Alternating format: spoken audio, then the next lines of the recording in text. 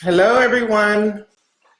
So I have a description pinned at the top in case other people join us, but I wanted to do this Q&A for those people specifically who are interested in growing their channel because I've been doing a lot of content trying to help people get started. And it was really a toss-up about what I wanted to talk about today. I was kind of vacillating between collaborating to grow your channel or how frequent uploads can help grow your channel. But I decided to do the live on collaborating because I want to make a video soon, like in the next week or so, about frequent uploads. And then we can have the live and y'all can come in here and ask me any questions that that you weren't clear on, about any issues that you weren't clear on about frequent uploads. So, has anybody in the room, on the chat rather, first of all, let me ask who's here. How many of you, who's a new YouTuber and who's got an established channel? So Gwendolyn, you're new. I've had a channel for a while. I'm new. Brittany is not sure if she's considered new or established. Well, let me ask you this, Brittany. How many videos have you posted? Established. I've had it for a while. New, established, established. I haven't done frequent uploads. No videos. I'm new. So we kind of have an even mix of new and established. So even if you're brand new, you can listen to this and kind of know what you need to be looking for once you start wanting to collaborate with other YouTubers. You've got 65. That's a kind of established, Brittany. That's a good start. I say anything between 50 and 100 videos is kind of establishing yourself in the YouTube world. So collaboration, anybody, okay, well, let me ask this. Has anybody done any collaborations on YouTube with other YouTubers or other social media accounts? So I want to start off by talking about what a collaboration actually is. A collaboration is a relationship. It's kind of like bonding with someone over something that you have in common, a common interest, or even it could just be a common goal. No collabs, no. A collaboration is not contacting someone and asking them to give you a shout out. That's not collaborating. I wanted to touch on this topic because as Raven's business manager, I get emails all the time, probably once a day, with other YouTubers or people with YouTube channels saying, I want to collaborate with you. And very seldom do those people kind of reach out in the right way, or have they given any thought to how they're going to collaborate with Raven. They just feel like she's got a lot of followers. If I collab with her, then I'm going to gain some followers too. And so I'm going to, in this live, I'm going to talk about the benefits of collaborating, who should be collaborating, who should be looking at collaborating on YouTube, who to collaborate with, and how to collaborate with to grow your YouTube channel. We need to collaborate in order to grow together. And so I really want to help anyone who's interested figure out, how to do that. And whether it is, oh, we're all family bloggers, or we do natural hair videos, or we make organizing videos, or our target market is 16-year-olds. Our target market is mommies. Collaboration is going to do nothing but help you, but you have to do it the right way. So the benefit for, oh, and I want to mention one other channel, and I may have mentioned it in my last live. I don't remember because we talked about everything, and we talked about, we were all over the place. That's why I really wanted to limit the questions to collaboration so I don't get off track, because it's really easy for me to get off track.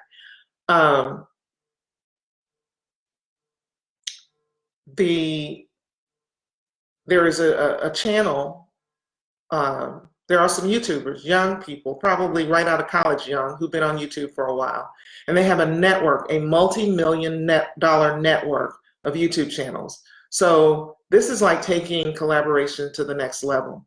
They start out on YouTube, they grow a channel, they start putting out content to a particular audience, and then this friend down the street, or this cousin, or the brother-in-law, he's interested in doing the same thing. So they get him set up, he starts making videos.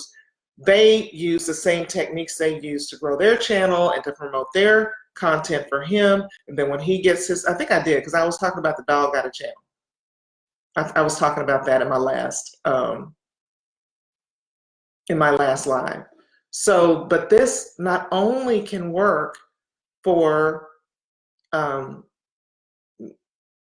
large channels, it can also work for small channels.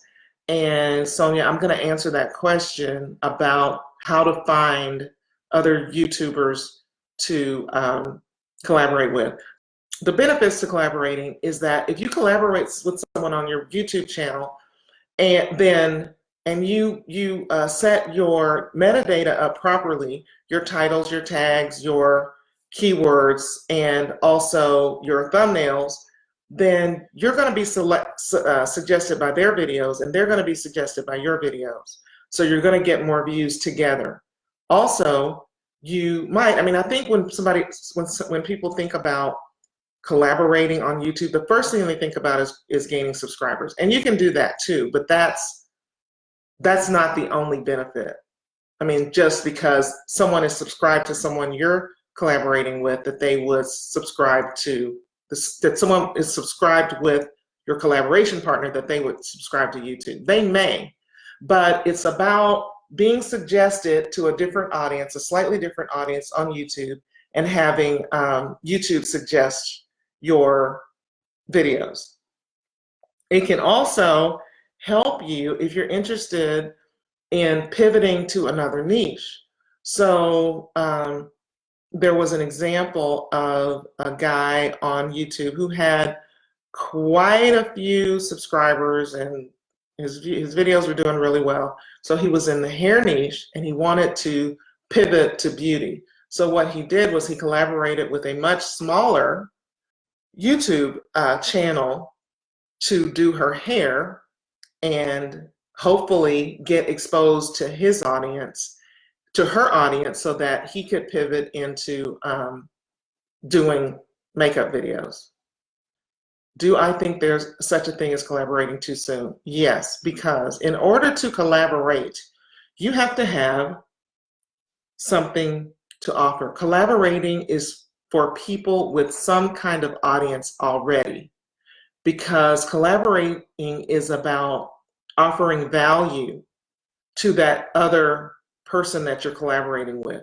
If you don't have an audience, if you don't have any views on your videos, then it's going to be very difficult for you to collaborate effectively.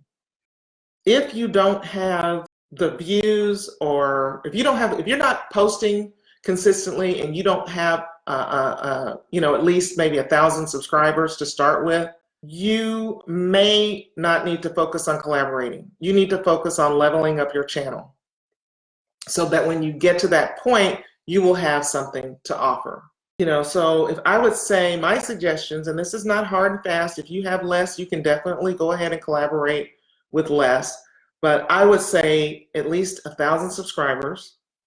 You need to be posting at least weekly content consistently, and you need to have at least posted 50 videos before you even think about reaching out to another channel to collaborate. And Yannaris has asked, do you suggest startup YouTubers reach out to bigger YouTubers versus smaller ones? So that's on the subject of who you should collaborate with. So the channel that you're collaborating with doesn't have to have exactly the same number of subscribers or the same number of views, but they should be in that range. You know, of course, you can reach out to, you know, if you have 1,000 subscribers, do not reach out to a YouTuber with 500,000, 1 million subscribers, unless you are absolutely sure you have some value that you can add to their channel. If you are wanting to collaborate with someone, you have to make sure your channel looks the part. Do you have your branding taken care of? If you email someone and ask them to collaborate with you and they go to your channel, what are they going to see? How many videos have you made? Do your thumbnails look good? Do you say exactly what your channel is about on your page? A potential collaborator needs to look at your channel and be able to decide whether or not they want to work with you. Someone mentioned finding people on Facebook to collaborate with. You know, someone said, Facebook group has a members I share something in common with, or something along those lines. It shows you other members that live near you, and that's great. You can collaborate with people who are near you geographically, but they don't have to be near you. You don't have to do an in-person collaboration, although those are fine and those are recommended. But yes, you can find people through Instagram. You can do a search on YouTube for your keywords and find other YouTubers who share that same interest that you can reach out to. Don't just, I don't want to say this, don't just reach out to someone based on, okay, yeah, I have 10,000 followers, they have 10,000 followers. She does natural hair videos, I do natural hair videos, let me just reach out to her. If you haven't taken the time to watch her videos, to see if she's really, you know, I would reach out to people that you admire, that you watch. I mean, we all watch people who are in a similar niche as we are in, and at our same level. We all have people that we kind of admire, and we're watching their growth. You should definitely reach out to those people. And then when it comes to that, you may want to look for someone. Maybe don't collaborate with someone who has the exact same audience.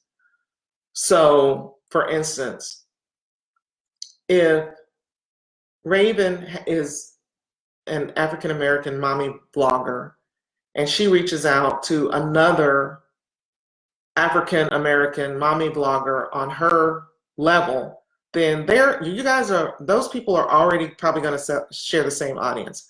Not completely, but you're going to have a lot of overlap in the audience. And I think some overlap is fine, but maybe with just like a different twist to it, like people in the same age category, people who are, you know, interested in the larger niche. If you are a channel that focuses on cooking for a diet, you might collaborate with someone who just focuses on cooking generally. Yeah, you should genuinely support their page before asking for collaboration, because you don't know, you just might, you know, you might start watching their videos and, you know, you may not really be feeling them. So, and then also, you gotta build, don't ask to collaborate right away. Build some rapport with that person. Ask them about their Instagram page. Start kind of DMing them on Instagram and engaging with their Instagram content if that's something that they have. Build a connection with them. And another thing you might do is start a list of people that you would like to collaborate with. I am a big believer in lists. I keep lists going in notebooks, on Excel, in my phone, everywhere. Start a list of people that you may be interested in collaborating with, and take down some notes. You know, what do you like about their channel? What are your favorite videos of them? What are their videos focused on? And then once you start reaching out, make a note there, because you may need to reach out more than once in order for someone to respond to you. I've heard, you know, you don't want to spam them, you don't want to harass them, but you definitely may need to reach out more than once to a person that you want to collaborate with.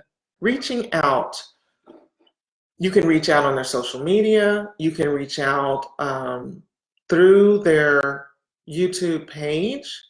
You know, if you go to the About and you click on About, there should be some contact information there. And since I'm mentioning that, by the way, even you people who are new to YouTube, do you have your About page filled out? If somebody's wanting to collaborate with you, do you have your contact information, your email in there? Make sure you put your information there so people can contact you. You know, is your branding on point? Have you put in your banner, you know, what it is your channel is about? Or are they just going to go to your banner and see a picture of you and your name? Should collabs involve money? No, no, collabs do not involve money. No, you don't pay somebody for a collab. They don't pay you. It does not involve money. It just involves genuinely wanting to connect with a person and share their content on your channel and have them share your content on theirs to get some additional eyes on your channel. And then after you've done that kind of formal collaboration, then you can start not shouting out, but kind of mentioning organically your collaboration partner's name in your videos or your channel. You know, you guys should watch so-and-so because she makes great videos about X, Y, and Z. Since y'all like me, you might be interested in her, and same thing on her point. It has to be mutual though. It can't be, you know, one person doing everything, the other person just trying to take advantage. Think about bringing people on your channel who can help your audience. For instance, I keep, you know, I'm talking about what I watch. I watch a lot of natural hair videos. If you're a YouTuber who does natural hair tutorials, and maybe there is a salon in your area who also has a YouTube channel, because there are some salons with YouTube channels. They do great, you know, demonstrations and all that kind of stuff. Then maybe you'll bring someone like that on your channel to have an interview with them, or maybe share their techniques on, you know, professional products or techniques or whatever. You know, what would your audience be interested in about them, and what would their audience be interested in about you? Because, I mean, think about it. If there's a person that has a natural hair salon, then her customers may be interested in watching a natural hair YouTube channel that does tutorials. So I talked about how to find people, look at your social media followers, look at your Facebook groups. When you find someone, wait, I'm going back to reaching out. If you're going to reach out by email, keep it friendly but professional. Use the person's name. Just don't ever start an email. If you're reaching out for someone to promote your products, or you're looking out for collaboration, or you're asking for anything, don't ever just say, hey, or hey, honey. Use their name. Nika. Hi, Nika. My name is Tony. I have a YouTube channel about X, Y, and Z, and I noticed that, you know, we kind of share the same interests. I'm wondering if you'd be interested in collaborating with me. Here are some ideas I have, or maybe you could say, I have some ideas. If you're interested, you know, email me back and we can talk about it. Once Raven got contacted by someone who had a similar audience that I actually thought would be a good collaboration for her. And she said, you know, I'm interested in collaborating. And I said, okay, so what kind of ideas do you have? Let me know. And she never emailed me back. I guess she was just like, I don't know what ideas. But it's better if you have some ideas about how you want to collaborate with this other person. I want to do an interview. I want to do a video chat with you. I want you to make a video about using these products, and then I'm going to make a video about using the same products, and then we're going to post them at the same time, and then we're going to point our viewers to, or similar times, and we're going to point our viewers to each other's videos. Have an idea in mind. Just don't say I want to collab and you don't have any idea of how you can collab with that person. Or if you don't know, just say, let's brainstorm. I'm really not sure about how, but let's brainstorm. Make sure your email has your YouTube channel link in it. Don't make people go look for your YouTube channel. Don't just say, I have a YouTube channel, and the name of the YouTube channel is, Naturally Betty. Put a link there. People don't have time to go to YouTube and search Naturally Betty and try to figure out, is this channel yours? Definitely, Kenya says the best collaborations are when you can vibe off of one another. Meaning, for example, if I'm going to do a video on how to set up a Christmas party decor or for a buffet table, then you can collaborate with someone else who comes up with an actual Christmas party menu. I love that. Or someone who creates Christmas party invitations or the actual Christmas party. Collaborate with people that aren't doing the exact same thing as you. Come on, Kenya. She could teach this live. That's exactly what it is. And I love that. And you have to put some thought and some work into it. Like everything else on YouTube, you can't be lazy and just say, I want to collab, and you figure out what it is we're going to do.